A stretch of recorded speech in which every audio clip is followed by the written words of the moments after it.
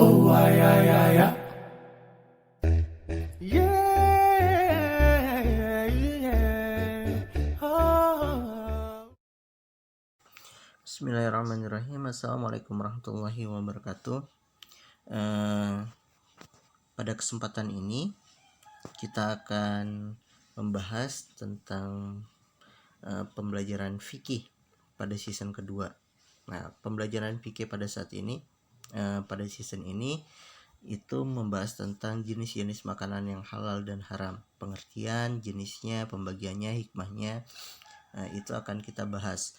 Nah, pada kesempatan season ini atau pada kesempatan hari ini kita akan membahas, memfokuskan pada jenis makanan yang halal. Kita bedah satu-satu. Nah, mungkin kita sering mendengar istilah makanan halal dan haram. Sering sekali kita dengar ini makanan yang halal, ini makanan yang haram. Kemudian apa sih itu makanan yang halal, apa itu makanan yang haram? Kemudian jenisnya seperti apa? Kenapa kita harus memakan makanan yang halal? Kenapa kita harus meninggalkan makanan-makanan yang haram? Oke, yang pertama kita bahas satu-satu. Makanan yang halal. Apa itu makanan yang halal? Secara umum, menurut ajaran agama Islam, makanan yang halal adalah segala makanan yang halal adalah makanan yang diizinkan oleh Allah Subhanahu wa taala untuk kita makan. Jadi, makanan yang halal secara garis besar adalah segala sesuatu yang diperbolehkan oleh Allah Subhanahu wa taala untuk kita makan dan tidak ada larangan baik di dalam Al-Qur'an maupun di dalam hadis. Berarti segala sesuatu itu adalah makanan yang halal. Nah, apakah nanti bisa berubah makanan yang halal itu bisa berubah menjadi haram? Ataukah makanan yang haram itu bisa berubah menjadi halal? Nanti kita akan bahas. Tapi secara umum, secara garis besar, makanan yang halal adalah makanan yang bahannya itu dan caranya itu diperbolehkan atau diizinkan oleh Allah Subhanahu wa taala untuk kita makan atau untuk kita konsumsi. Nah, ada jenis-jenis makanan yang halal untuk kita makan.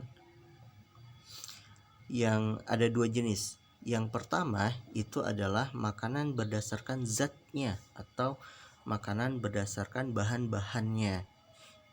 Yang kedua adalah makanan berdasarkan cara kita memperolehnya atau cara kita mendapatkan makanan tersebut. Nah, nanti kita akan kategorikan makanan itu halal atau haram berdasarkan zatnya, bahan pembuatnya. Kemudian makanan itu dapat dikatakan halal atau haram itu berdasarkan cara kita mendapatkannya. Nah, yang pertama, jenis makanan yang halal berdasarkan zatnya atau bahan pembuatnya. Dibagi menjadi dua. Yang pertama itu berdasarkan Al-Quran dan hadis. Jadi makanan yang halal, zat atau pembuatnya itu, bahan-bahannya itu di dalam Al-Quran dan di dalam hadis itu tidak dilarang sama sekali. Misalnya dalam Al-Quran itu ada contoh bahan makanan itu namanya madu, daging sapi ya, dan lain sebagainya, susu. Bahkan dalam riwayat, dalam hadis, susu itu diminum oleh Rasulullah dan Rasulullah meninggalkan khamar. Nah, dalam kisah Isra Miraj ketika Nabi ditawari mau minum susu atau khamar, Nabi lebih memilih susu bukan khamar. Maka susu itu diperbolehkan.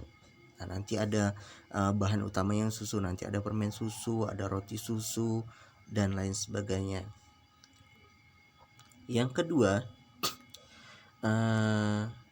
jenis makanan yang halal itu berdasarkan zatnya itu segala sesuatu yang bermanfaat bagi tubuh dan kesehatan manusia. Jadi halal jika makanan itu bermanfaat bagi tubuh kita.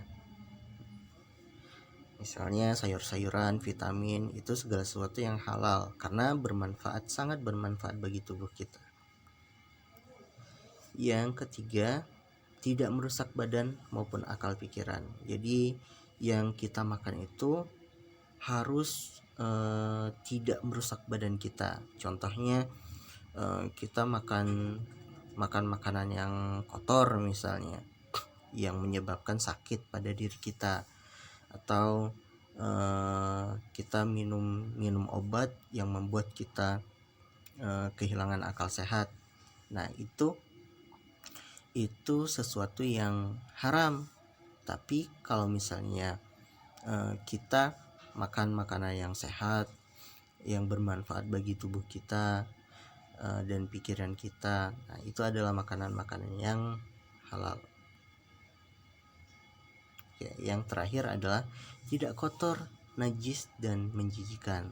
Nah, jadi makanan secara umum tadi, makanan itu adalah segala sesuatu yang diizinkan oleh Allah Subhanahu wa taala untuk kita makan. Nah, tapi makanan itu tidak kotor, tidak najis. Makanan misalnya makanan itu halal, misalnya daging kambing halal, kemudian daging kambing itu dijilat oleh anjing, maka makanan itu menjadi haram karena bernajis. Atau misalnya lagi makanan itu halal, nasi misalnya sudah dibuang di tong sampah, menurut kita itu jijik, maka itu jatuhnya haram. Jadi banyak lagi. Nah, Allah Subhanahu wa taala berfirman dalam surat Al-Baqarah ayat 168, ya ayuhan nas kulu mimma fil ardi halalan thayyibah. Wahai sekalian manusia, kulu mimma fil ardi halalan thayyibah. Makanlah apa yang ada di bumi yang halal dan baik. Wala tatabi'u khutuwati syaitan, dan janganlah kamu mengikuti langkah-langkah syaitan. Innahu lakum aduwwun mubin. Sesungguhnya syaitan itu benar-benar musuh yang nyata bagi kamu. Nah, yang kedua, makanan itu dapat dikategorikan makanan yang halal atau makanan yang haram berdasarkan cara kita memperolehnya. Bagaimana cara kita memperolehnya itu mempengaruhi makanan itu halal atau haram.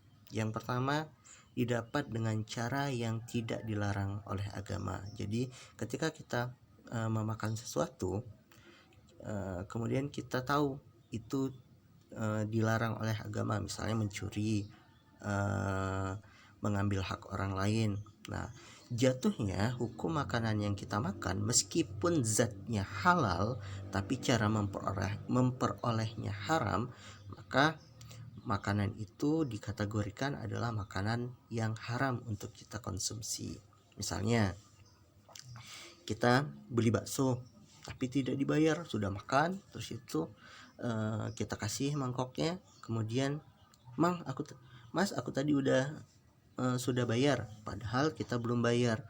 Cara baksonya halal tapi cara memperoleh baksonya haram, tidak dibolehkan, atau perbuatan yang batil merugikan orang lain, maka makanan yang kita makan itu haram.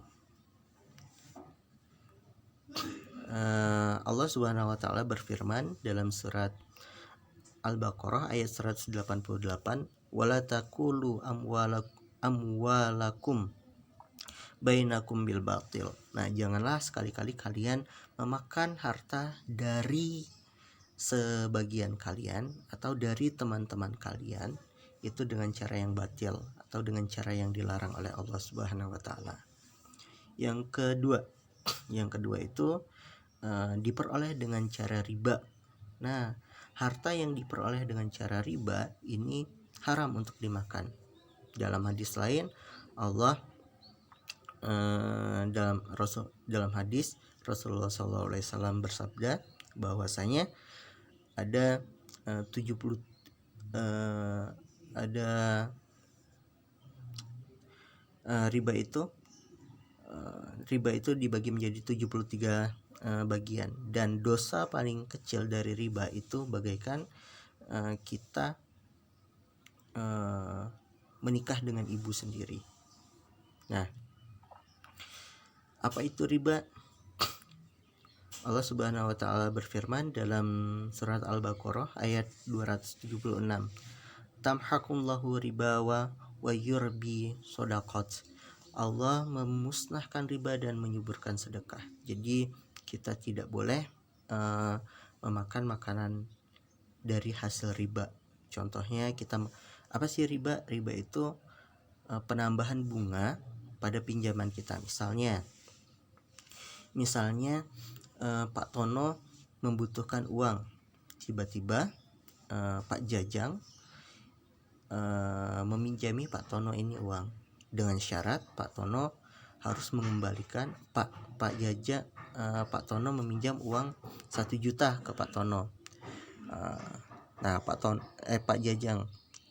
Pak Tono meminjam uang 1 juta ke Pak Jajang. Kemudian Pak Jajang ingin meminjami Pak Tono, tapi dengan syarat Pak Tono harus mengembalikan uang tersebut dalam waktu misalnya 3 bulan dengan bunga 500.000. Jadi 1 juta ditambah 500.000, Pak Tono harus mengembalikan uang sebesar 1.500.000. Maka uang yang 500.000 ini haram untuk dimakan atau tidak boleh digunakan oleh Pak Jajang. Oke. Yang terakhir, kesimpulan. Adapun makanan yang halal menurut agama Islam dapat digolongkan menjadi yang pertama, semua rizki yang diberikan oleh Allah berupa makanan yang baik dan halal. Contohnya padi, jagung, kedelai, sayur, buah-buahan, dan lain sebagainya. Yang kedua, semua makanan yang berasal dari laut itu halal untuk dimakan. Yang ketiga, semua binatang ternak kecuali babi dan anjing tidak boleh untuk dimakan. Yang terakhir adalah hal buruk yang ditangkap oleh binatang, hasil buruan yang ditangkap oleh binatang yang telah dididik untuk berburu, itu halal untuk dimakan. Oke, Bapak jelaskan satu-satu. Yang pertama, semua yang diberikan oleh Allah, makanan yang baik dan halal. Nah, segala sesuatu yang diberikan Allah itu adalah halal, asalkan tadi dia tidak menjijikan bagi kita, dia tidak terkena najis, dia bermanfaat bagi tubuh kita, makanan itu sehat dan menyehatkan. Yang kedua, semua makanan yang berasal dari laut. Semua makanan yang berasal dari laut itu halal untuk dimakan, kecuali yang hidup di 2 alam ya. Dia bisa hidup di laut dan bisa hidup di darat, itu tidak boleh untuk dimakan.